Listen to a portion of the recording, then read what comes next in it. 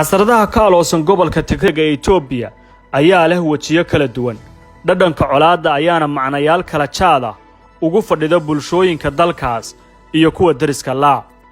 xasoosaha aan la jeclaysan ee Tigreegu kaga tagay gobolka Bariga Afrika ayaa ka dhigaysan dadka ku nool gobolka oo dhan dhammaantood ay ka midaysan yihiin naca iyo nacaybka loo qabo kooxdan TPLF ee talada Itoobiya gacanta ku haysay 27 sano ee la soo dhaafay taniya markii ay awood ku maquunsheen kaligi taliyihii dargiga Mengistu Haile Mariam sanadkii 1991 jabhadda TPLF waxaa dhisay oo gacan weyn ka geystay hubaynteeda iyo tababarideedaba iyo inay awood ku qabsato Addis Ababa taliskii militariga ee kacaanka Soomaaliya oo xilligaas ay hayeen Mengistu Haile Mariam laakiin markii ay labadii kacaanba meesha ka baxeen TPLFna qabsatay awoodda Addis Ababa waxay bedelatay wajiga caawinta ahaa oo ay u bedeshay gumaysi cusub oo dadka Soomaaliyeed ku wajahan inkastoo kooxda kaligeed aysan qabsan Itoobiya oo taageero kooxaha Tigreegu oo qayb ka ah xilligaas Itoobiya ay qayb ka ahaayeen haddana Itoobiya ayada ayaa u hartay markii kooxda Tigreeyaanka ay ka soo wada jeedaan TPLF gobolka Tigreega ee Eritrea ay dal gaar ah noqdeen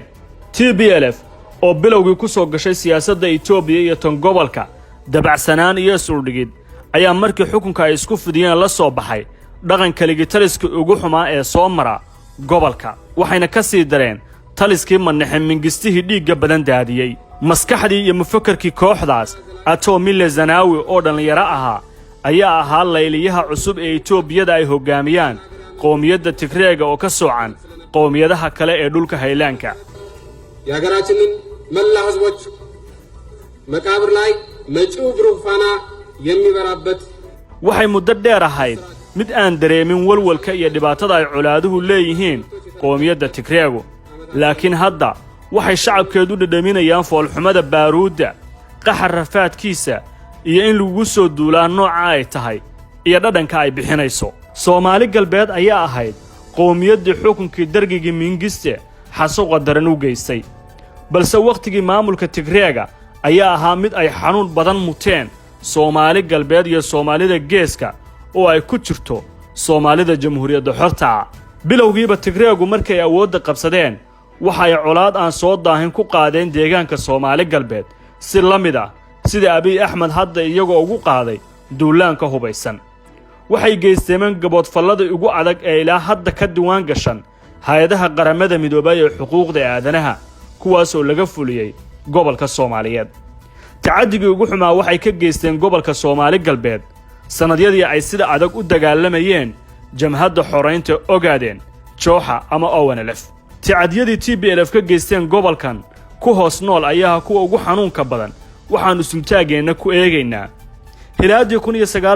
1993 ayay markii ugu horeysay Tigreega oo gashan shaatiga xukunka Addis Ababa adeegsanayana awoodii hubeed iyo tii ugu badnayd ee ciidanba weerar aan kala socolahayn ku soo qaadeen deegaanka Soomaali galbeed waxay dad boqolaal ku dileen dadka wabiyada ku dhow waxay dhaawac iyo barakicin aan kala socolahayn saameeyeen qof kasta oo haybta Soomaaliya ee ku noolaa aagga Webiga Shabeelle ayay abaabuleen waxay kaloo magaalooyinka ugu waaweyn ee Soomaali galbeed ka geysteen wax kasta oo gaboodfal ah oo la diwaan galiyay TPLF waxay deegaanka Soomaali galbeed ka howlgelisay koox maafiya ah oo beegsada nafta iyo hantida haldoorka Soomaaliyeed kuma aysan koobin gobolka ogaadeen balse waxay gaarsiiyeen meel kasta oo kamid ah Jamhuuriyaddii Soomaaliya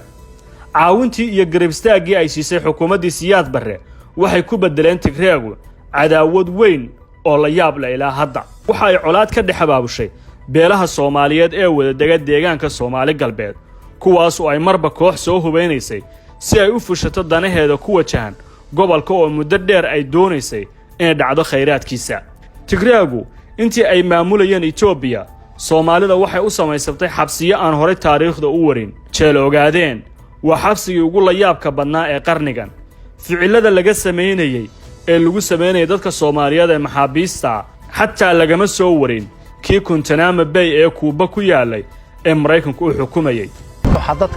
dadku xawayaan saxata looma galo dadkii gaajoonay caawa oo 15 ruux nafta ka bixi aroorti 15 saacad 15 labadayda gamcoodba waa la jabiyay gacanta 3 meelood bay iga jabtay waxyaalaha murugada igu weyn mar kasta aanan iloobin waxay ahayd geerida gabadhaydii Allah u naxariistay Faadumo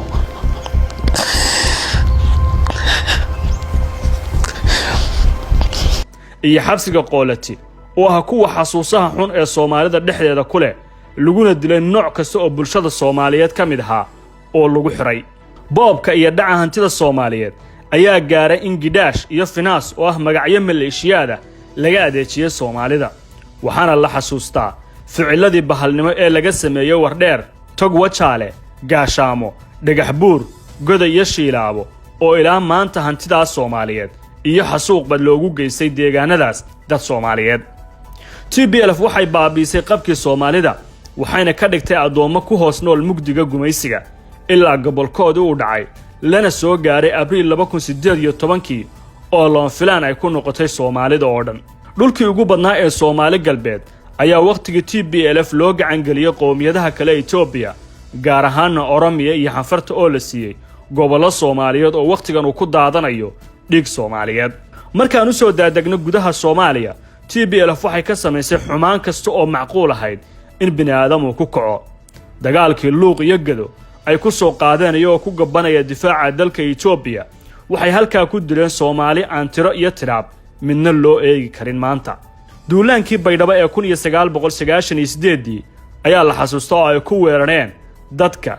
iyo deegaanka jamhada dagaalamayay kuwaasoo kolkii hore iyagu ay abaabuleen duulaankaas waxaa ku nafwaayay Soomaali badan bilqadii ay ka geysteen suuqyadana ilaa waagan ilaa maanta raadku waa mid ka muuqda gobolada Bay iyo Bakool duulaankii iyo qabsashadii Xamar taariikhda waa markii koobaad ee Muqdisho caasimadda Soomaaliya gacan aan Soomaali ahayn ay gasho xilligaas Mille Sanaawi iyo kooxdiisu waxay sheegeen inay difaacayeen danaha qarankooda laakiin ujeedka dagaalkooda ayaa ka duwanaa sida dhabta ah dagaalkaas khasaaraha ka dhashay oo la isku khilaafo laakiin wuxuu ku diiwaan gashan yahay inuu ahaa kii dadka Soomaaliyeed ugu dhimashada badnaa taariikhdan dhow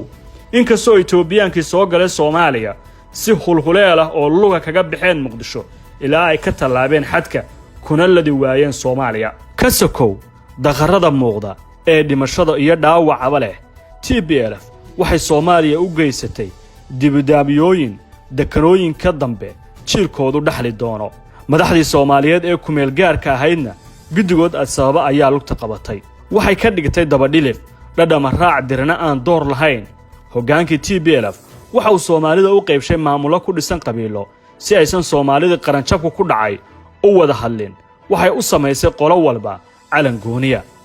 Tigreega Itoobiya maamulayay caasimadda dawlad goboleedyada ee maamulada waxa uu siiyay madax banaani ka bilaabata magaala madaxda maamul goboleedka kuna dhamaata Addis-Ababa dawlad goboleed kasta waxay ka furteen qunsuliyad ilaalisa danaha TPLF heer ay gaadhay Itoobiya qunsuliyadeedu in ay amarada toos iyada looga qaato 6 korneyl oo gabriyaha awoodda badnaa hogaamiyo ayaa hogaaminayay dawladda TPLF ka dhex dhisatay Soomaalida ay qaybisay halaaga kale ee TPLF Soomaaliya dhaxal siisay waxa ka mid ahaa fulinta dilalka qorshaysan asaasidda shabakada basaas oo ka dhex jira Soomaalida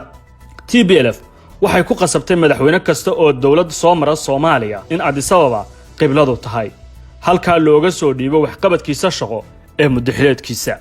tawska tabaalaha TPLF marsiisay Soomaalida mid la mid ah ma soo marayo dunidan casriga ee adoonsiga ka gudubtay balse